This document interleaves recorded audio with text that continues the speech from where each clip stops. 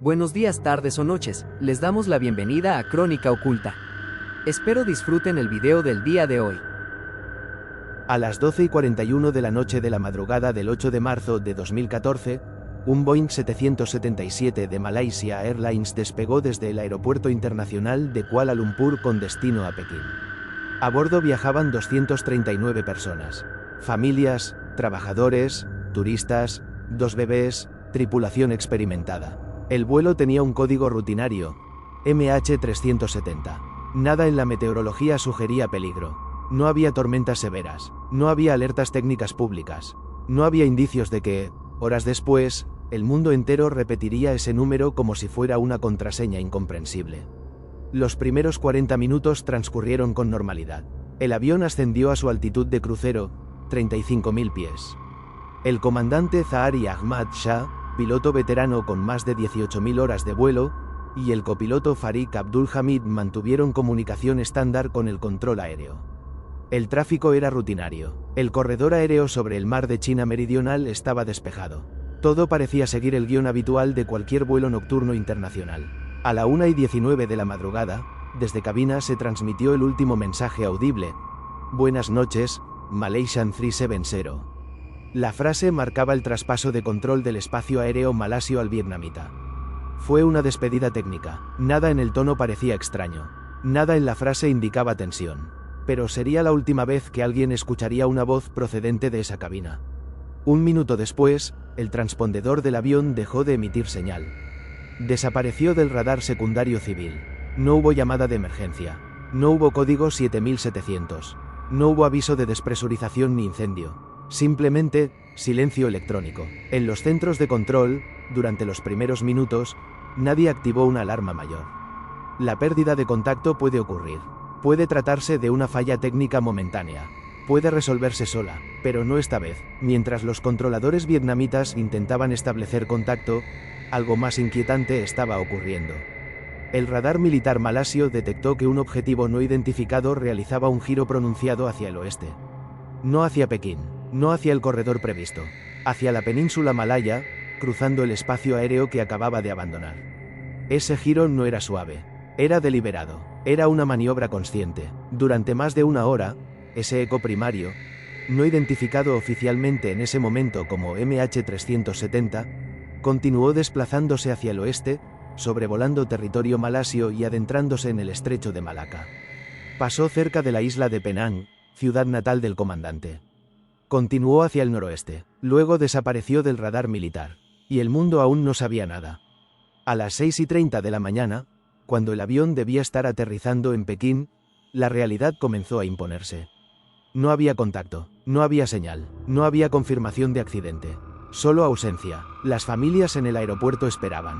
Las pantallas seguían mostrando retraso.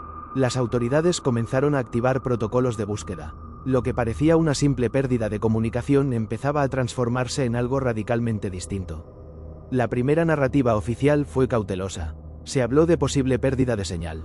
Se habló de búsqueda en el mar de China Meridional. Equipos navales y aéreos comenzaron a rastrear la zona donde se creía que el avión había desaparecido. Pero esa zona se basaba en el último punto del radar civil. Nadie mencionó todavía el giro hacia el oeste. Nadie habló del radar militar. Y entonces surgió la primera grieta en la versión inicial. Días después, las autoridades malasias reconocieron que el avión había cambiado de rumbo. Que había volado durante horas adicionales. Que no se había perdido simplemente frente a la costa vietnamita. Ese reconocimiento cambió la escala del misterio. Ya no se trataba de un accidente inmediato. Se trataba de una desaparición prolongada.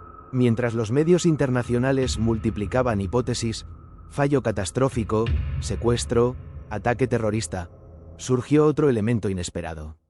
La empresa Inmarsat, proveedora de comunicaciones satelitales, reveló que el avión había seguido enviando pings automáticos durante horas después de desaparecer del radar. No eran mensajes de voz, no eran transmisiones de datos complejas, eran señales de mantenimiento, pero eran suficientes para indicar que el avión había permanecido encendido.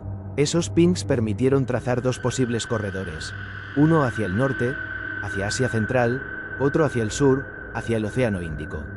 El corredor norte implicaba sobrevolar múltiples países con radares militares activos. Ninguno reportó detección. El corredor sur conducía a una inmensidad oceánica prácticamente deshabitada. El 24 de marzo de 2014, el primer ministro de Malasia anunció oficialmente que el vuelo MH370 había terminado en el sur del Océano Índico. No había restos visibles, no había caja negra recuperada, no había confirmación visual. La conclusión se basaba en análisis matemáticos de los pings satelitales. Para las familias, aquello no era un cierre, era una sentencia sin cuerpo. La búsqueda se trasladó a una de las zonas más remotas del planeta. Un territorio marino azotado por corrientes violentas, profundidades abismales y condiciones meteorológicas extremas. Barcos especializados comenzaron a mapear el lecho marino con sonar de alta precisión. El área era gigantesca, más de 120.000 kilómetros cuadrados. Cada día sin hallazgos ampliaba la sensación de vacío. Mientras tanto, la investigación sobre la tripulación comenzó a tomar protagonismo. Se revisaron antecedentes, comunicaciones, simuladores domésticos. En el ordenador personal del comandante Zahari se encontró un trayecto simulado que coincidía parcialmente con una ruta hacia el sur del Índico. El hallazgo no era concluyente. Los pilotos practican rutas hipotéticas, pero la coincidencia alimentó una teoría inquietante: intervención deliberada desde cabina. Las autoridades malasias insistieron en que no había evidencia definitiva de acción criminal por parte del piloto. Sin embargo, la secuencia de eventos, desactivación del transpondedor, cambio de rumbo preciso, vuelo sostenido durante horas, sugería control humano. Un fallo técnico difícilmente explicaría cada paso de esa cadena. En paralelo, otras teorías emergían. Incendio a bordo que incapacita a la tripulación. Despresurización lenta que deja inconscientes a todos. Secuestro fallido. Interferencia externa. Cada hipótesis encontraba algún apoyo parcial y múltiples contradicciones. Ninguna lograba explicar todos los elementos al mismo tiempo. Los meses se transformaron en años. En julio de 2015 apareció el primer resto confirmado: un flaperón hallado en la isla de Reunión, en el Océano Índico Occidental. Los análisis confirmaron que pertenecía a un Boeing 777 y, posteriormente, que era del MH370. El hallazgo demostraba que el avión efectivamente había terminado en el Índico Sur. Pero no revelaba cómo ni por qué. Otros fragmentos aparecieron en costas africanas. Piezas pequeñas, fragmentos dispersos, ninguno con marcas claras de explosión externa, ninguno con señales evidentes de impacto en pleno vuelo. Todo apuntaba a una caída al mar tras agotamiento de combustible. Pero eso no explicaba lo anterior. En 2017, tras años de búsqueda submarina sin resultados concluyentes, la operación oficial fue suspendida. El océano había sido escaneado en enormes proporciones. Sin caja negra, sin fuselaje principal, sin respuestas definitivas. Era la búsqueda más costosa en la historia de la aviación. Y aún así, incompleta. A partir de ese momento, la narrativa comenzó a fragmentarse. Algunos expertos defendían la teoría del piloto suicida. Argumentaban que la ruta hacia el sur era consistente con un vuelo deliberado hasta quedarse sin combustible en una zona remota. Otros señalaban que no había mensaje de despedida, ni manifiesto, ni indicios psicológicos contundentes. Las autoridades nunca acusaron formalmente a nadie. En 2018, una empresa privada, Ocean Infinity, reanudó la búsqueda bajo un acuerdo de no hallazgo, no pago. Nuevamente, sin resultados definitivos. El fondo marino guardaba silencio. Cada nueva expedición reforzaba una sensación incómoda. Tal vez el área buscada nunca fue la correcta. Los análisis independientes de datos satelitales continuaron. Se revisaron corrientes marinas. Se recalcularon trayectorias posibles basadas en restos hallados. Cada ajuste modificaba ligeramente el área estimada de impacto. Pequeñas variaciones en velocidad, altitud o configuración de alas podían desplazar el punto final cientos de kilómetros. Mientras tanto, las familias seguían exigiendo transparencia. Criticaban la gestión inicial, señalaban retrasos en compartir información del radar militar, cuestionaban la coordinación internacional. En los primeros días, la falta de claridad generó versiones contradictorias que erosionaron la confianza pública. Hubo momentos particularmente críticos, declaraciones oficiales que luego eran corregidas, confirmaciones que después se matizaban. La percepción de improvisación amplificó el misterio. ¿Fue incompetencia? ¿Fue cautela mal gestionada? ¿O hubo información retenida deliberadamente? Las grabaciones de radar militar no fueron divulgadas en su totalidad. Los datos brutos de Inmarsat fueron objeto de debate entre expertos independientes. Aunque la mayoría coincidía en que el corredor sur era la explicación más sólida, persistían discrepancias técnicas sobre el ángulo final de descenso.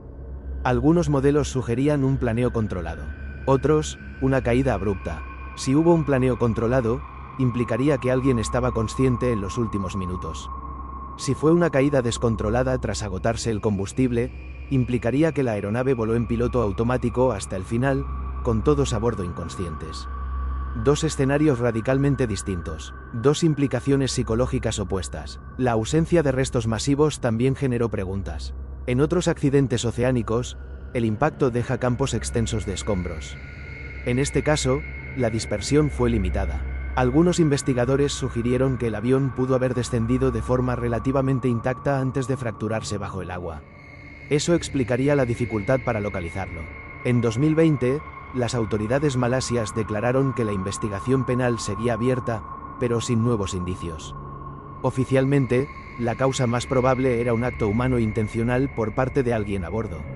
No se identificó responsable. No se cerró jurídicamente el caso. Se mantuvo en un limbo. El impacto global del MH370 trascendió la tragedia individual. Cambió protocolos de seguimiento de aeronaves. Impulsó la implementación de sistemas de rastreo satelital continuo. Modificó estándares internacionales. Pero esas reformas llegaron después. Para los 239 desaparecidos, no hubo segunda oportunidad. En 2023 y 2024, nuevas propuestas de búsqueda surgieron basadas en modelos revisados de deriva oceánica. Ocean Infinity manifestó disposición a reanudar operaciones si se alcanzaba un acuerdo financiero. El interés nunca desapareció del todo. Cada aniversario reactiva titulares. Cada nueva simulación reabre expectativas. El elemento que continúa generando mayor tensión es el giro inicial. Ese cambio de rumbo calculado, ejecutado en el momento exacto del traspaso de control aéreo. No fue aleatorio, no fue turbulencia, fue una decisión. Y esa decisión ocurrió cuando el avión ya estaba en vuelo estable. Esa es la bisagra del misterio. Si fue un acto deliberado, ¿qué motivación pudo existir? No hubo reivindicación, no hubo demanda política, no hubo comunicación posterior. El silencio fue absoluto. Un acto de desaparición total en la era digital. En un mundo donde cada movimiento deja rastro, un avión comercial logró desvanecerse durante horas. Las teorías conspirativas han proliferado. Intervención militar, secuestro tecnológico, aterrizaje secreto. Ninguna ha presentado evidencia verificable. La mayoría ignora la robustez del análisis satelital. Sin embargo, el vacío alimenta imaginación. Y el vacío persiste porque el fuselaje principal aún no ha sido encontrado. Las cajas negras, diseñadas para resistir impactos extremos, podrían ofrecer respuestas técnicas precisas, parámetros de vuelo, conversaciones en cabina, alertas sonoras. Pero bajo miles de metros de agua, localizarlas es una tarea monumental. Sin ellas, la reconstrucción depende de inferencias. El comandante Zahari fue descrito por conocidos como un profesional apasionado por la aviación. Participaba en simuladores. Tenía vida familiar estable según versiones públicas. Sin embargo, ningún perfil psicológico externo puede descartar por completo una decisión privada y silenciosa. Tampoco puede confirmarla. El copiloto, joven y con menos experiencia, no mostró señales públicas de radicalización ni conflicto. No hubo indicios de lucha en cabina reportados por sensores. Si hubo un enfrentamiento, no quedó registro transmitido. Las comunicaciones ACARS del avión dejaron de enviarse antes del giro. Eso implica una desactivación manual o una falla localizada. El hecho de que múltiples sistemas dejaran de transmitir en un intervalo breve sugiere intervención consciente. Pero esa interpretación sigue siendo probabilística, no definitiva. A lo largo de los años, investigadores independientes han recreado trayectorias hipotéticas. Algunos proponen que el avión pudo haber seguido una ruta más al sur de la estimada inicialmente. Otros recalculan velocidades variables. Cada nuevo modelo altera el mapa ligeramente. Pero el océano sigue siendo vasto. En 2024, el caso continúa oficialmente sin resolución final. No se ha recuperado el fuselaje. No se ha establecido causa concluyente. No se ha asignado responsabilidad penal. Se mantiene como uno de los mayores misterios de la aviación moderna. Lo que permanece incuestionable es la secuencia inicial: despegue normal, último saludo rutinario, desaparición del transpondedor, giro inesperado, vuelo prolongado hacia la oscuridad. Esa cadena define el enigma. No fue una explosión repentina. Fue una desconexión progresiva del mundo. El MH370 no dejó imágenes de impacto. No dejó grabaciones dramáticas. Dejó silencio. Y ese silencio es el núcleo del caso. Durante horas, un avión comercial cruzó cielos sin identificarse, sin comunicar, sin ser interceptado. Luego se internó en uno de los espacios más remotos del planeta. Para las familias, la ausencia de restos tangibles impide el duelo completo. Para la aviación, el caso representa una vulnerabilidad expuesta. Para la historia contemporánea, es un recordatorio de que incluso en la era del rastreo global, existen zonas donde la certeza se diluye. Las futuras búsquedas podrían algún día localizar el fuselaje. Podrían recuperar datos. Podrían confirmar una de las hipótesis dominantes. O podrían revelar un escenario que aún no ha sido considerado. Hasta entonces, la narrativa oficial permanece basada en análisis indirectos. En términos estrictamente documentales, el escenario más aceptado es este. Alguien desvió deliberadamente el avión, voló hacia el sur hasta agotar combustible y el aparato cayó en el Océano Índico remoto. Pero incluso esa conclusión está formulada con cautela. Probablemente, consistente con los datos. Más plausible, la palabra certeza nunca fue pronunciada. Y esa es la característica que distingue al MH370 de otros accidentes. No es solo la pérdida, es la imposibilidad de reconstrucción total. Es la ausencia de un punto final físico. Es un expediente abierto que, oficialmente, sigue esperando una pieza clave. Mientras el océano conserva su secreto, el número 370 continúa siendo sinónimo de pregunta. Un vuelo nocturno que despegó como cualquier otro y terminó convertido en el mayor enigma aeronáutico del siglo XXI. No hubo mensaje final, no hubo explicación, solo una despedida rutinaria en la frecuencia de radio y luego oscuridad. El resto son cálculos, hipótesis y silencio.